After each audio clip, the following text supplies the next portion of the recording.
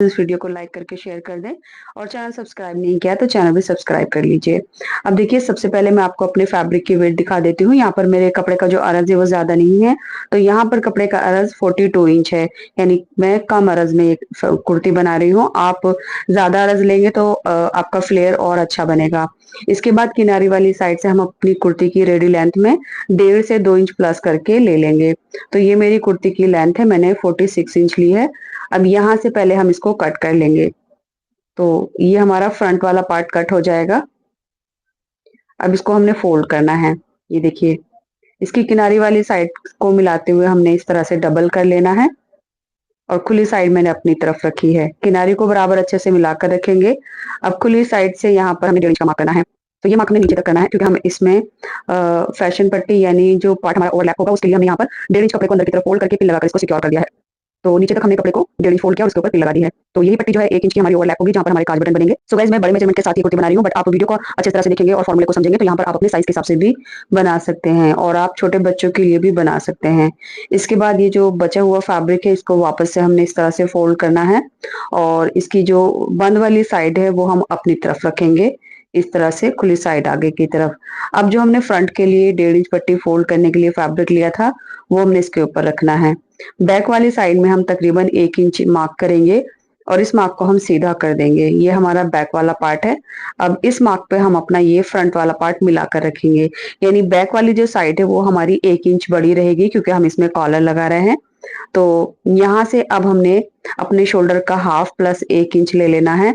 तो मैं यहाँ पर 7.5 इंच ले रही हूँ। आपका जितना भी शोल्डर है उसका हाफ करना है और उसमें 1 इंच प्लस करना है। उसके बाद यहाँ पर 3.25 इंच हम नेक की विड्थ लेंगे। तो नेक की विड्थ आपके साइज के हिसाब से थोड़ी बहुत कम ज्यादा हो सकती है। इसके बाद 1 इंच पर हमने शोल्डर डाउन करना है और इसको हमने नेक की विड्थ से तिरछा करके इस तरह से मिला देना है। तो ये फ्रंट और बैक के जो शोल्डर है वो अलग अलग हम मार्क करेंगे ऐसे करके, जिसमें 1 इंच का गैप रहेगा। अब बैक नेक की जो गहराई है वो हम 1 इंच लेंगे और फ्रंट नेक की गहराई मैं 3.5 इंच ले रही हूँ। अगर आपका साइज छोटा है तो आप 2.5 से 3 इंच ले लीजिए और साइज बड़ा है तो आप 3.5 4 इंच ले सकते हैं। अब फ्रंट नेक की जो शेप है वो हमने इस तरह से ड्रॉ कर दी है। इसके बाद यहाँ पर नीचे टेप रखेंगे, नीचे आर्म होल की लेंथ लेंगे। अब देखिए, आप नॉर्मल जितना भी अपना आर्म होल रखते हैं बस उतना ही लेना है। मैंने यहाँ पर 7.25 इंच पर आर्म होल की लेंथ ली है। इसके बाद इसी मार्क पर हम अपने बस्ट का मार्क करेंगे। तो यहाँ पर हमने बॉडी से लिया हुआ मेजरमेंट लेना है। तो मेरे मेजरमेंट के हिसाब से बॉडी का जो मेजरमेंट है वो 45 इंच है, जिसमें हम 2 इंच प्लस करेंगे तो 47 इंच हो जाएगा। अब इसको हमने 4 में डिवाइड कर लेना है, यानी 47 को हम 4 से डिवाइड करेंगे तो ये हमारा ये देखिए 12.25 इंच आएगा। तो यहाँ पर जितना भी आएगा बस उतना मार्क करना है। उसके बाद आगे की तरफ हम 1 इंच डार्ट के लिए लेंगे, जो हमने प्रिंसेस कट की मार्क करके कट करना है, तो उसके लिए हम 1 इंच यहाँ से बढ़ाएंगे।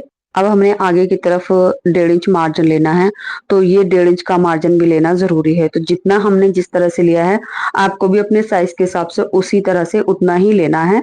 इसके बाद आर्म होल की लेंथ को हाफ करेंगे और फ्री हैंड से हमने बैक आर्म होल की शेप देनी है एंड हाफ से 1.25 इंच अंदर की तरफ फ्रंट आर्म होल की शेप देनी है। तो इस तरह से ये हमारा फ्रंट और बैक का आर्म होल रहेगा।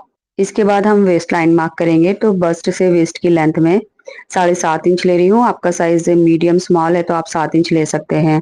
अब देखिए, वेस्ट लाइन के लिए हम वैसे ही वेस्ट राउंड लेंगे, उसमें 2 इंच प्लस करेंगे और 4 से डिवाइड कर देंगे, जिस तरह से हमने बस्ट लाइन में किया था। तो मेरे मेजरमेंट के अकॉर्डिंग जो बस्ट लाइन है वो 40 इंच है, उसमें हम 2 इंच प्लस करेंगे तो 42 इंच हो गया। अब 42 को हम 4 से इस तरह से डिवाइड कर लेंगे। ये देखिए, साइज के अकॉर्डिंग मुझे 10.5 इंच मिला है, तो यहाँ पर 10.5 इंच पर हम वेस्ट राउंड मार्क करेंगे एंड आगे की तरफ 1 इंच प्लस करेंगे। इसके बाद 1.5 इंच हमने मार्जिन ऐड कर लेना है। तो जैसे हमने बस्ट में 1 इंच डार्ट के लिए प्लस किया, वैसे ही हमने वेस्ट में भी 1 इंच डार्ट के लिए प्लस करना है। तो ये हमारे कटिंग के मार्क रहेंगे और ये हमारे फिटिंग के मार्क रहेंगे, जिस पर हम फिटिंग करेंगे। इसके बाद हमने यहाँ से नीचे की तरफ ये मार्क सीधा कर लेना है, हमारी जो कुर्ती की लेंथ है, और नेक के ऊपर हम इंची टेप रखेंगे। यहाँ से जो भी लेंथ आएगी वो इस साइड में हमने लेकर मार्क कर लेना है। तो इस साइड से तकरीबन मुझे 3.5 इंच मिला है, तो यहीं से हम अपने नीचे घेरे की गोलाई देंगे। तो सबसे पहले हमने ये ए लाइन शेप मार्क कर लेना है, वेस्ट जो हमारा मार्जिन है वहां से नीचे तक। और लेग शेपर की हेल्प से मैं ये नीचे का घेरा मार्क कर रही हूँ ताकि कॉर्नर ना लटके। आप फ्री हैंड से भी ये मार्क कर सकते हैं। तो इस तरह से नीचे से हमने मार्किंग कर ली है। इसके बाद हमने जो प्रिंसेस कट बनाना है और डाट डालनी है उसके लिए हमने यहाँ से 4.5 इंच पर मार्क करना है। आपका मीडियम साइज है तो आप 4 इंच भी ले सकते हैं। एंड एपेक्स पॉइंट की जो लेंथ है वो मैं 12 इंच ले रही हूँ और यहाँ से भी हम 4.5 इंच मार्क करेंगे। अब यहाँ से हमने डाट की लेंथ लेनी है जो कि 7 इंच रहेगी।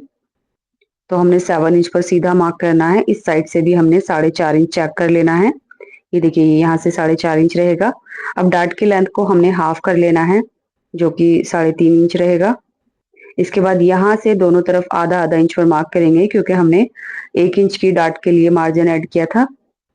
अब इन दोनों मार्क को ऊपर की तरफ मिलाते हुए डाट की शेप दे देंगे इस तरह से।